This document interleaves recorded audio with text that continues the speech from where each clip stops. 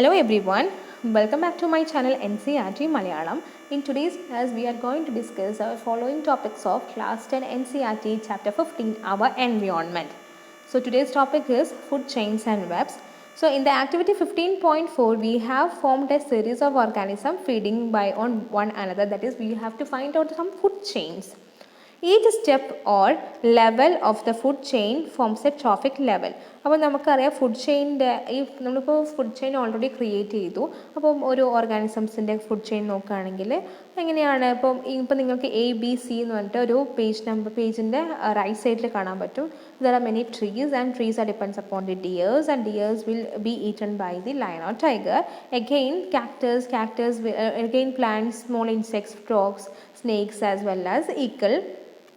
Then in next is that is plants, scorpion, fishes as well as the fishes were eaten by the കൊക്ക് അല്ലേ, അതായത് swan ആയിരിക്കും കഴിക്കുക. അപ്പോൾ അങ്ങനത്തെ കാര്യങ്ങളൊക്കെയാണ് നമ്മൾ ഡിസ്കസ് ചെയ്യുന്നത്. സോ ഓരോ സ്റ്റെപ്പും അല്ലെങ്കിൽ ഓരോ level in the food chain നമുക്ക് എന്ത് പറയാൻ പറ്റും? ട്രോഫിക് ലെവൽ എന്ന് പറയാൻ പറ്റും. ട്രോഫിക് അല്ലെങ്കിൽ പ്രൊഡ്യൂസേഴ്സ് അല്ലെങ്കിൽ ഓട്ടോട്രോപ്സ് ആണ് ഫസ്റ്റ് ട്രോപ്പിക് ലെവലിൽ വരിക അല്ലേ. Producers will be in the first trophic level.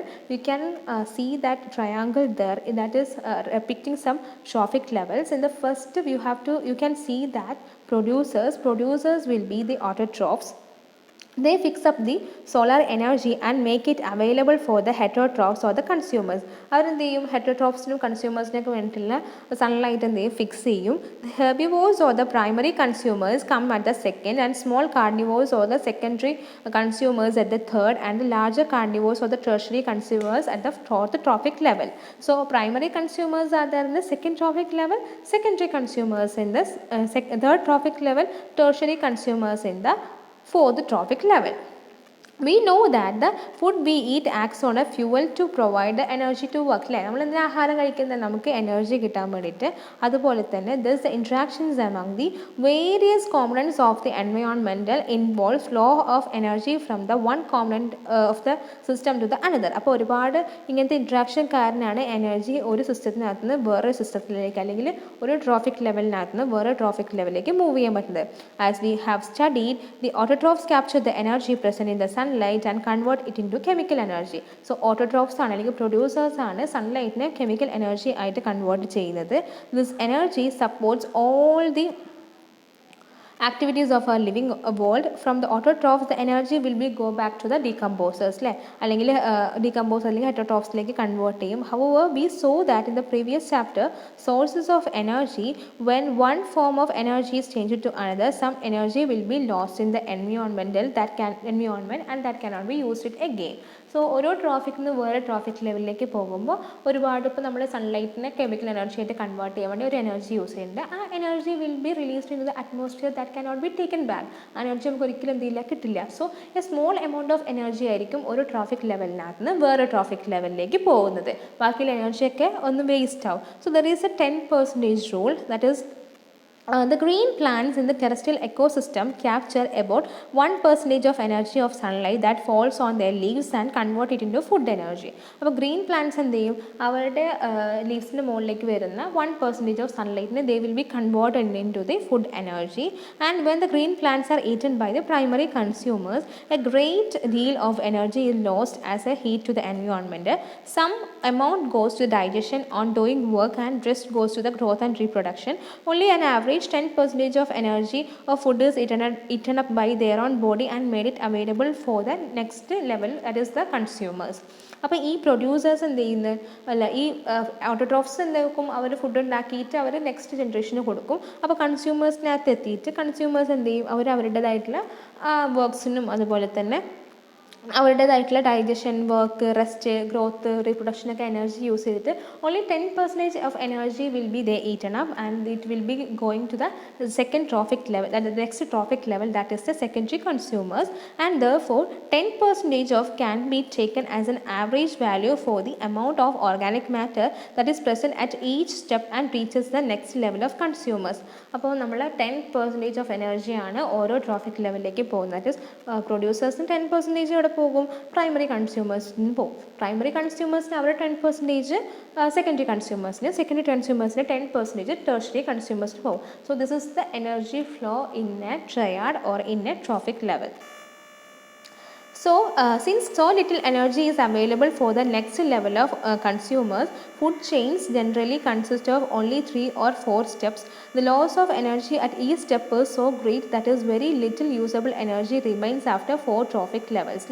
അപ്പോൾ ഈ ഒരു കുറച്ച് എനർജി മാത്രം ഓരോ ലെവലിലേക്ക് എത്തുന്നത് കൊണ്ട് തന്നെ എന്താ 1 അല്ലെങ്കിൽ 3 അല്ലെങ്കിൽ 4 ഒരു ലെവൽ അല്ലെങ്കിൽ സ്റ്റെപ്പ് മാത്രമേ ഉണ്ടാവുള്ളൂ. കാരണം ഇനിയൊരു സ്റ്റെപ്പ് ഉണ്ടാകുമ്പോൾ എന്താ ഇനി എനർജി ഉണ്ടാവാനുള്ള സാധ്യത കുറവാണ്. അപ്പോൾ ഈ പറയുന്ന എനർജി ഒരിക്കലും നമുക്ക് എന്ത് ചെയ്യാൻ പറ്റില്ല, കുറച്ച് എനർജി, യൂസബിൾ എനർജി മാത്രമേ പ്രൊവൈഡ് ആവുള്ളൂ. There are generally A greater number of individuals at the lower trophic levels of N ecosystem. The greater number is the producers. അല്ലേ, ട്രോഫിക് ലെവലിൽ ഏറ്റവും first system that is producers ഒരുപാട് numbers ഉണ്ടാവും. അപ്പോൾ length and the complexity of food chains വാരി greatly. അപ്പോൾ എത്രത്തോളം ലെങ്ത്തിലാണ് അല്ലെങ്കിൽ എത്രത്തോളം കോംപ്ലക്സ് ആണ് ഫുഡ് ചെയിൻ ഉള്ളത്, അത് ഓരോ ഓർഗാനിസംസ് അല്ലെങ്കിൽ പ്രൊഡ്യൂസേഴ്സിന് ഡിപ്പെൻഡ് ചെയ്തിരിക്കും.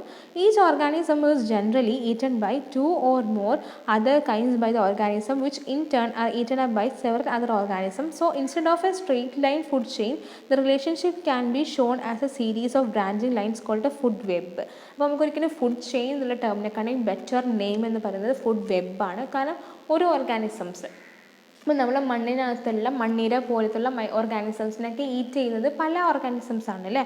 അപ്പോൾ ഒരാൾ മാത്രമാണ് കഴിക്കുന്നത് അല്ല. അപ്പോൾ ഒരുപാട് ആൾക്കാർ തന്നെ ഒരു ഓർഗാനിസംസിനെ ഡിപ്പെൻഡ് ചെയ്തിരിക്കുന്നത് കൊണ്ട് it's better to have a term food web rather than using a food chain. Food chain എന്നുള്ളതാണ് കൂടുതൽ ബെറ്ററായിട്ട് യൂസ് ചെയ്യാൻ നമുക്ക് ഫുഡ് വെബ് എന്നുള്ളതാണ്. അപ്പം ഈ ഒരു പേജിനകത്ത് ഫിഗർ 15.3 നിങ്ങൾക്ക് കാണാൻ പറ്റും. ഒരുപാട് പ്ലാന്റ്സ് ഒരേ സാധനം കഴിക്കുന്നുണ്ട് അല്ലേ. അപ്പോൾ നമ്മുടെ ഇപ്പോൾ നോക്കുകയാണെങ്കിൽ ഇതിനകത്ത് സ്നേക്ക് എന്ത് ചെയ്യുന്നുണ്ട്, ഒരുപാട് പ്ലാന്റ്സ് ആയിട്ട് കഴിക്കുന്നുണ്ട്. അതുപോലെ തന്നെ ഫ്രോഗ് ഒരുപാട് പ്ലാന്റ്സ് കഴിക്കുന്നുണ്ട്. ഫ്രോഗ് കഴിക്കുന്നത് അതുപോലെ തന്നെ കുറേ ഓർഗാനിസംസ് എന്ത് ചെയ്യുന്നുണ്ട്, 1 അല്ലെങ്കിൽ 2 ഓർഗാനിസംസ് വേറെ അതിനെ ഡിപ്പെൻഡ് ചെയ്തിരിക്കുന്നുണ്ട്. So we can use the word food web rather than using the food chain. From the energy flow from the diagram 15.4, that is sunlight is taken by the producers and the energy to the herbivores to carnivores and top carnivores. From this diagram 2 things become clear. Firstly, the flow of energy is unidirectional. Flow of energy എപ്പോഴും unidirectional. Would you see that producers എന്ത് ചെയ്യുന്നുണ്ട്, ഇങ്ങനെ വീണ്ടും sunlight release ചെയ്തിട്ട് അങ്ങനത്തെ ഒരു term ഇല്ലല്ലോ. എന്തായാലും എനർജി എന്ത് ചെയ്യുന്നത് യൂണിഡയറക്ഷനിലാണ്, ഒരു ഡയറക്ഷനിലേക്ക് പോകുന്നത്.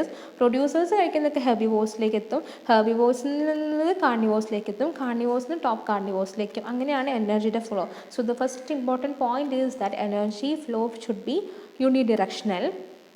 The energy that is captured by the autotrophs does not revert back to the solar input and energy which passes to the herbivores do not come back to the autotrophs. അല്ലേ, ഒരിക്കലും ഈ producers energy sunlight use ചെയ്തിട്ട് food produce ചെയ്തിട്ട് അവർക്ക് പിന്നെയും sunlight ആയിട്ട് convert ചെയ്യാൻ പറ്റില്ല. So the energy flow must be യൂണിഡിറക്ഷണൽ.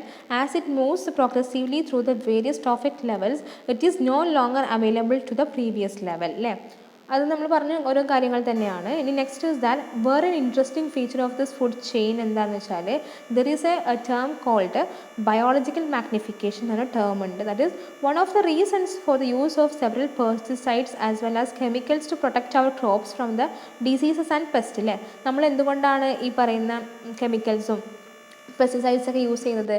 നമ്മളെ ക്രോപ്സിനെയും കാര്യങ്ങളൊക്കെ പ്രൊട്ടക്റ്റ് ചെയ്യാൻ വേണ്ടിയിട്ടാണ്. This chemicals are either washed down into the soil or into the water bodies. അപ്പോൾ ഈ കെമിക്കൽസ് ഒക്കെ എന്ത് ചെയ്യും, നമ്മുടെ സോയിലിലോ അല്ലെങ്കിൽ വാട്ടർ ബോഡീസിലോ ആയിട്ട് ഇങ്ങനെ പ്രസൻറ്റ് ആവും. അപ്പോൾ സോയിലിനകത്ത് നിന്ന് ഇതെന്ത് ചെയ്യും, ഒരുപാട് പ്ലാന്റ്സ് ഒക്കെ അബ്സോർബ് ചെയ്യും. അതുപോലെ തന്നെ ഈ വാട്ടർ ബോഡീസിനാണെങ്കിൽ തന്നെ ഒരുപാട് ഓർഗാനിസംസ്, അക്വാട്ടിക് പ്ലാന്റ്സും ആനിമൽസ് ഒക്കെ അത് അബ്സോർബ് ചെയ്യും. This is one of the ways in which they enter the food chain. അങ്ങനെയാണ് ഈ കെമിക്കൽസ് ഒക്കെ എന്ത് ചെയ്യുക, ഫുഡ് ചെയിനിൽ അവൈലബിൾ ആയിട്ട് വരിക. അവരെന്ത് ചെയ്യും, വാട്ടർ ബോഡീസിന് സോയിലിനകത്ത് അത് അപ്ടേക്ക് ചെയ്യും. As these chemicals are not degradable. ഈ കെമിക്കൽസ് എന്താ ഒരിക്കലും പെസ്റ്റിസൈഡ്സിനകത്തുള്ളതും അതുപോലെ തന്നെ ഹെർബിസൈഡിനകത്തുള്ള ഒക്കെ കെമിക്കൽസ് ഒരിക്കലും ഡീഗ്രേഡബിൾ അല്ല. അപ്പോൾ these get accumulated progressively at each trophic level. അപ്പോൾ ഇതെല്ലാ ട്രോഫിക് ലെവലിലും അൺഡൈജസ്റ്റഡ് ആയിട്ട് ഇപ്പോൾ കൺസ്യൂമേഴ്സ് കഴിക്കുന്ന പ്രൊഡ്യൂസേഴ്സ് ഇപ്പോൾ ഈ പറയുന്ന പെസ്റ്റിസൈഡ്സ് കഴിക്കുകയാണെങ്കിൽ അല്ലെങ്കിൽ കെമിക്കൽസ് അവരുടെ അക്യുമുലേറ്റ് ആണെങ്കിൽ it will be directly go to the next level, that is the consumers ആ ഡീകമ്പോസിലേക്ക് പോകും. കാരണം ഇതൊരിക്കലും എന്താവുന്നില്ല, this is not degradable, so it is moving from one trophic level to another as such. As the human beings occupy the top level in the food chain, we all know that human beings are occupying the top level of the food chain. The maximum concentration of these chemicals get accumulated in our bodies. അതുകൊണ്ട് തന്നെ ഈ chemicals ഏറ്റവും കൂടുതൽ maximum accumulate ആവുന്നത് എവിടെയായിരിക്കും? നമ്മുടെ human ബീങ്സിൻ്റെ ബോഡിയിലായിരിക്കും. So this is called biological magnification. So there are two important points you have to discuss about the food web or food chain. One is that energy flow must be unidirectional. Second one is the biological magnification. So what is biological magnification? Once again I repeating that we use many pesticides and chemicals to protect our crop. So this is eaten by either through the soil or through the aquatic plants in the water, and it will not get, these chemicals are not biodegradable, so it is transferring from one trophic level to another. So human beings, since human beings are the final most or the most top part of the food chain, the most amount of chemicals are accumulating in their bodies. So this is the term called biological magnification. This is the reason why our food grains such as wheat, rice, vegetables and fruits and even meat contain varying amount of pesticide residues. They cannot always be removed by washing or other means. നമുക്ക് എപ്പോഴും നമുക്ക് wash ചെയ്താലൊന്നും പോവാത്ത സാധനങ്ങളായിരിക്കും ഈ പറയുന്ന അധികം ഗ്രെയിൻസിനകത്തുള്ള വെജിറ്റബിൾസിനകത്തു നിന്നുള്ളൊക്കെ പെസ്റ്റിസൈഡ്സിൻ്റെ chemicals. അതുകൊണ്ടാണ് നമ്മളെപ്പോഴും ഈ ആപ്പിൾ കഴിക്കുമ്പോഴും അതുപോലെ ഫ്രൂട്ട്സ് കഴിക്കുമ്പോഴും ഗ്രെയിൻസൊക്കെ ആണെങ്കിൽ തന്നെ അരിയൊക്കെ എന്ത് ചെയ്യണം, കുതിർത്തി വെക്കണം എന്നൊക്കെ പറയാൻ കാരണം ഈ ഒരു റീസൺ കൊണ്ടാണ്. കാരണം there are many chemicals in the pesticides. So there is a questions, that is, what are trophic levels? Give an example of a food chain and state the different trophic levels in it. അപ്പോൾ trophic level എന്താണ്? ഈ step in the food chain is called trophic level. And example പറയുക, അതുപോലെ തന്നെ അതിൻ്റെ different state of trophic levels, whether it is producers, primary consumers, secondary consumers and tertiary consumers എന്നൊക്കെ mention ചെയ്യുക. Hopefully you got this, and if you have any doubts you can check the food web and find out which organisms are there. What is the role of decomposers in the ecosystem? So decomposers role എന്തൊക്കെയാണ്? First one is that decomposers എന്ത് ചെയ്യും, dead and decayed ഓർഗാനിസംസിനെ decompose ചെയ്യുന്നതുകൊണ്ട് തന്നെ ഒരുപാട് എന്ത് ചെയ്യും, minerals and nutrients ഒക്കെ പ്രൊവൈഡ് ചെയ്യും. And they can increase the vitamins and minerals in the soil by replenishing. അല്ലേ, ഒരുപാട് കാർബൺ പോലത്തെ നൈട്രജൻ ഒക്കെ എന്ത് ചെയ്യാൻ പറ്റും, അവർക്ക് റീപ്ലനിഷ് ചെയ്തിട്ട് എക്കോസിസ്റ്റത്തിനകത്ത് മോർ എമൗണ്ട് കീപ്പ് അപ്പ് ചെയ്യാൻ പറ്റും. So these are some of the ഡീകമ്പോസേഴ്സിൻ്റെ റോളാണ്. If you know more, it will be very good for the answer. Okay, so that's all about today, and in next class we will be discussing on how do our activities affect the environment. എങ്ങനെയാണ് നമ്മൾ activities എൻവയോൺമെൻറ്റിനെ effect ചെയ്യുന്നുള്ള ടോപ്പിക്കാണ് next നമ്മൾ discuss ചെയ്യുന്നത്. It will B discussed in the later coming videos, and we will be also discussing the question answers later. So thank you.